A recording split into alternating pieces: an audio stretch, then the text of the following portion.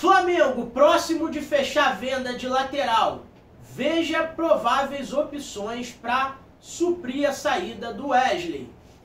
Parada é a seguinte, galera. Flamengo vence e dá show com um time sub-20 contra o Bayer Leverkusen. Vamos falar sobre essa partida também. Pedro pode voltar contra o Fluminense e arbitragem paulista escolhida para o Fla-Flu. Fala, galera boa, aqui é o Dieguinho Fly, esse é o canal Mengão Play, você é mais do que bem-vindo. Ó, já se inscreve no canal, ativa o sininho das notificações para você não perder nada, hype o vídeo, compartilha, comenta bastante. Quem você acha que deveria ser o substituto do Bruno Henrique para amanhã, tendo em vista que o camisa 27 rubro-negro está suspenso por 3 cartões amarelos. Galera, outra coisa que eu queria falar com vocês aqui antes das notícias do dia é o seguinte: o Flamengo fechou a contratação do Carrascal, deve estar chegando o jogador nos próximos dias aí para assinar com o Flamengo por 4 temporadas ao custo de 15 milhões de euros. Um jogador que saiu para o futebol do mundo russo lá, né, por 7 milhões de euros. O Flamengo se atrapalha nas negociações e paga o lesivo custo dobrado daquilo que o Dínamo pagou. Um jogador novo, na época, um jogador saindo da América do Sul, que volta mais velho, e eles lucraram em cima do Flamengo. Esperteza? Com certeza. Mas conta com a inocência ou premeditação dos dirigentes rubro-negros. Mas para mim, essa negociação, nos valores envolvidos e no quilate do jogador trazido ao clube, foi um absoluto erro. O erro não está no nome. O erro está na condução do procedimento da contratação do jogador e nos valores envolvidos, que dizem por aí que eu conhecendo o Flamengo internamente como eu conheço, acreditar que não foi nem o José Boto que fechou a negociação, porque o Boto estava enrolado. Quem fechou a negociação foi o Bruno Spindel, herança do Marcos Braz. Agora ele vai para a internet bater aquele lá no peito, dizer gelo no sangue, e a gente vai ter que aturar. E observação, eu que sou o crítico do Braz, vamos ter que aturar porque ele vai falar com razão. Dessa vez aí tem que dar o braço a torcer. Mas a razão dele se dá pela incompetência dos que o sucederam no comando do futebol do Flamengo a partir da temporada 2025.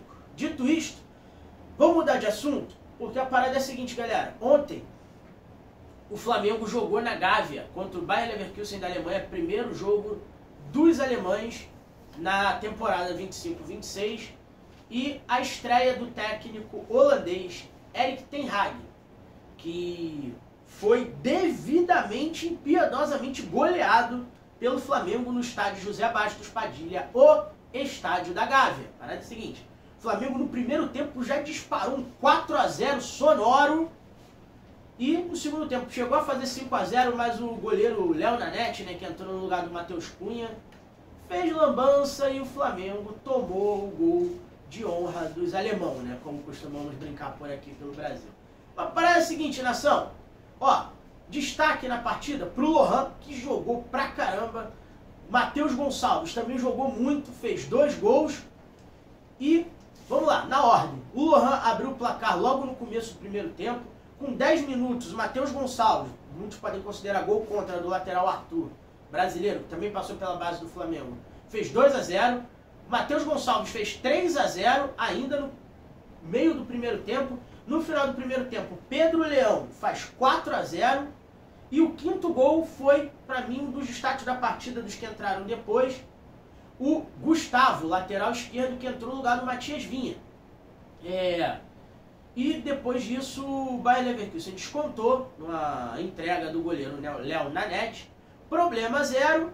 Há que se ressaltar que sim, na minha opinião, ele falhou, mas problema zero porque é um menino e falhou no momento em que poderia falhar, pois o resultado, a vitória, já estava assegurado. Mas liga o sinal de alerta para corrigir esse erro, pois é um goleiro da melhor qualidade e informação, tá certo, galera? Então, vamos ficar de olho nisso, porque é um baita goleiro aí que o Flamengo tá revelando para a diretoria vender a custo de banana nas próximas temporadas. Que São Judas Tadeu nos proteja. E sobre esse jogo ainda, galera, o Matheus Gonçalves foi o homem da partida, o Lohan jogou muito também. Esse Gustavo foi um baita achado do Flamengo, não só por essa partida, mas nessa partida vocês puderam ter noção. O Flamengo formou um time base com, Matheus Cunha no gol, Daniel Salles na lateral direita, Iago e Cleiton, que desceu também dos profissionais, na zaga, com Matias Vinha na lateral esquerda. Meio de campo formou com João Alves, Fabiano e o Joshua, Matheus Gonçalves, o Lohan e o Pedro Leão. Me fugiu, se faltou alguém me perdoa, mas basicamente o time do Flamengo foi esse. E além desses destaques aí, teve o Chola entrando no segundo tempo, botando na frente, correndo pra caramba, errou algumas jogadas ali, mas enfim, Felipe Tereza voltando de lesão também, que é uma peça importante. E esse time mostra que pagar 31 milhões de reais no Juninho no começo da temporada foi um erro, porque temos garotos na base que poderíamos aproveitar com valores de aquisição muito menores do que um jogador do calibre do Juninho, que veio do Karabag Agdão, do Azerbaijão, tá certo? Além disso, galera, vamos ficar de olho também, porque falando em jogadores que podem ser aproveitados nesse momento no Flamengo, o Vitor Hugo, nossa senhora, tá de volta vindo do futebol turco, do empréstimo, ia para Portugal, dado de graça, mas a torcida reclamou e o José Boto voltou atrás dessa operação, no mínimo temerária do ponto de vista mercadológico. A parada é a seguinte, o José Boto não vai liberar o Vitor Hugo mais para o mercado português e vai ficar lá no Flamengo treinando o Vitor Hugo até receber uma oportunidade ou não. Vamos ver o que o Felipe Luiz vai pensar para ele, mas vamos esperar para ver. É o ativo do Flamengo e sem um volante ali, que é a questão do menino Eric Pulgar, que se lesionou, que não é tão menino assim, né? Mais referencialmente falando. Então o Vitor Hugo pode ganhar um espaço ali e se aproveitar de algumas partidas, né? Compor o banco com uma opção de segundo volante ou de terceiro homem de meio campo. O que vai fazer o De La Cruz jogar de meio armador, que é a real posição dele, que é onde ele joga na seleção uruguaia, tá certo? Galera, agora eu queria falar com vocês sobre a arbitragem do Fla-Flu para amanhã. A gente vai ter uma arbitragem paulista, né, pai? Tá na mão aí? Tá, toda paulista. Então, eu quero que vocês abram os olhos para essa arbitragem escolhida pela CBF para atuar nessa partida amanhã. Porque sempre que o Rafael Claus, que é o árbitro escolhido, já vou adiantar aqui, apita Fla-Flu, ele faz uma lambança para prejudicar o Flamengo.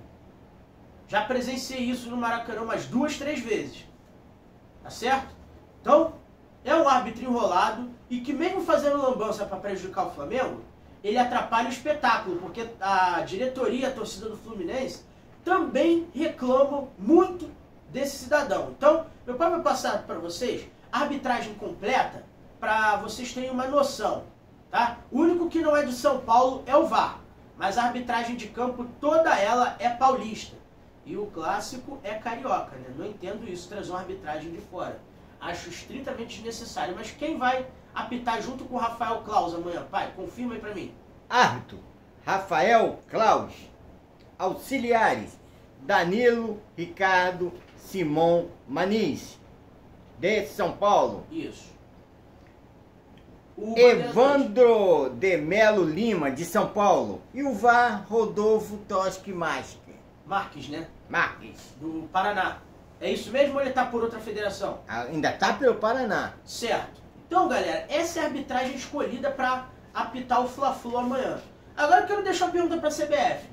Quando tiver clássico de São Paulo, vão mandar quem para lá? Wagner do Nascimento Magalhães, Yuri Elino Ferreira da Cruz, Bruno Arleu de Araújo. Qual carioca vai apitar clássico de São Paulo? Porque o que mais a gente vê é paulista vindo apitar jogo nosso. Então, eu acho, sinceramente, desnecessário. Pela questão de regionalidade? Não. Por questão de logística, de custo. Aí eles sempre botam um árbitro ruim. O Flamengo tá numa disputa. E o Fluminense também, porque tá ali entre os 6 primeiros. Com 2 paulistas. O Bragantino, que não tem relevância política desde que houve o passamento do Nabi Abichedi, e o Palmeiras. Então seria um erro você botar uma arbitragem de Minas ou botar uma arbitragem de São Paulo para apitar essa partida. Eu vou falar que tá na 15ª rodada, mas os 3 pontos que se perdem nessa rodada, tanto para Flamengo quanto para Fluminense, com erro de arbitragem, caso venha acontecer, eu não sou engenheiro de obra pronta, estou falando antes, ele prejudica da mesma forma que os pontos que se perdem na 18ª rodada. 18ª rodada, na 34ª, na 38ª, em qualquer rodada, toda pontuação tem a mesma relevância. Daqui uns dias, Diego. Por isso, só um momento, que foi lamentável a derrota do Flamengo para o Santos por 1-0, que é um time que os outros concorrentes do Flamengo ou já venceram ou vão vencer no decorrer do campeonato. Como eu falei no vídeo de pós-jogo. Fala, pai. Eles vão querer trazer agora árbitro do Paraguai. Bom, melhor do que os que estão aqui provavelmente são. Né? Já trazem Muamba do Paraguai, por que não trazer um árbitro também, né? Mas é melhor produto paraguaio do que muita coisa dita como original que a gente tem aqui no Brasil. E nuestros saludos a nuestros hermanos paraguaios. Certo? Então, é isso, galera. De arbitragem, esse é o alerta que eu queria deixar para vocês aqui. Abrir o olho de vocês, não só os torcedores do Flamengo, mas os torcedores do Fluminense, de outros clubes que estão assistindo aqui o nosso canal, que esse Rafael Claus, ele é um árbitro ruim. Todas as equipes envolvidas no Campeonato Brasileiro ou já foram ou serão prejudicadas pelo Rafael Claus, mais de uma vez. Então eu não estou falando só por uma questão clubística, é pela ruindade do profissional, entende? É isso que eu queria deixar de alerta para vocês aqui. Agora vamos mudar de assunto para falar da lateral, porque o Flamengo está fechando aí nos próximos dias a venda do Wesley para o futebol italiano. Pedido personalíssimo do Gianpiero Gasperini, técnico que era da Atalanta e hoje é o técnico da Roma. Os torcedores, os romanistas da capital podem aguardar.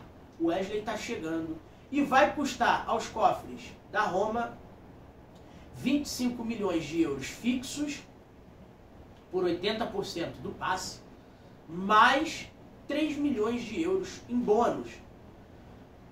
E o Flamengo mantém um percentual do passe para negociações futuras.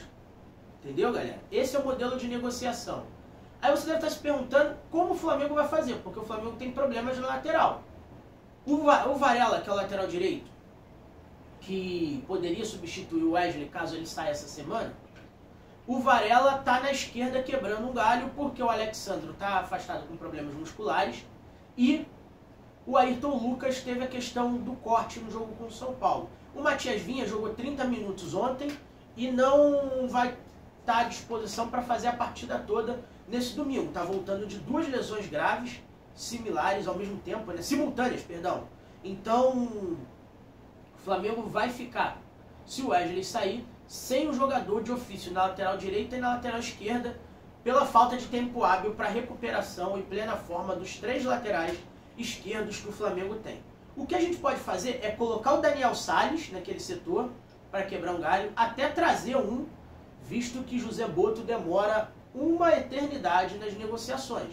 De substitutos para o Wesley, o Flamengo pode tentar o Martirena, lateral do Racing, que jogou contra o Botafogo aqui na Recopa Sul-Americana e foi uma peça fundamental no time do Arsenal, tanto na conquista da Sul-Americana na temporada passada, quanto na conquista da Recopa Sul-Americana na temporada 2025. E o Flamengo também, além do Martirena, pode ir atrás do Vinícius Tobias. Para quem não está ligado, ele é um lateral de 21 anos, brasileiro naturalizado espanhol, jogou no Real Madrid Castilha e está no Shakhtar Donetsk. E eu já faço a sinalização por essa negociação, porque o Shakhtar é o clube de onde veio o José Boto. Tá certo que ele estava no futebol croata, mas muito tempo antes ele trabalhou no Shakhtar Donetsk e conhece os jogadores brasileiros de lá. Não à toa, o chefe de scout do Flamengo é um ucraniano. Então, a gente precisa ficar de olho nessa questão aí do conflito de interesses. Acha um jogador bom? Nem tanto. Tem credenciais? Também nem tanto. É um lateral de 21 anos. Jogador por jogador, eu prefiro o Martirena, que é muito mais barato e tem um potencial maior. O Martirena só tem 4 anos de diferença. O Martirena tem 25 e o Vinícius Tobias tem 21. O Tobias está orçado entre 8 e 10 milhões de euros. O Martirena pode custar aí 7 milhões de euros ao Flamengo, tá certo? Então, vamos ficar de olho na sucessão da lateral direita do Flamengo e torcer para que o Wesley tenha boa sorte no futuro da sua carreira. Ele já mostrou que com a cabeça no lugar é com certeza o futuro titular da lateral da seleção brasileira visando a Copa do Mundo de 2026, tá certo, nação? Então, por enquanto é isso. Não sai desse vídeo sem deixar o seu like, se inscreve no nosso canal, ativa o sininho das notificações para você não perder nada, hype o vídeo, comenta, compartilha. E ó, tô com vocês, hein? Tamo junto. Saudações rubro-negras.